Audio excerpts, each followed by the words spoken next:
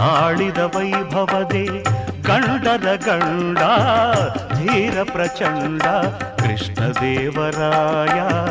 ಆಡಿದ ವೈಭವದೆ ಕಲಿಗಳ ನಾಡು ಕವಿಗಳ ಬೀಡು, ಕಲಿಗಳ ನಾಡು ಕವಿಗಳ ಬೀಡು ಎನಿಸಿತು ಹಂಪೆಯೂ ಆ ದಿನದೇ.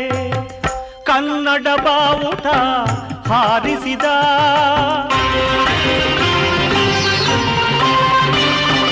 ಮಧುರೆವರೆಗೂ ರಾಜ್ಯವ ಹರಡಿಸಿದ. ಕರ್ನಾಟಕದ ಇತಿಹಾಸದಲ್ಲಿ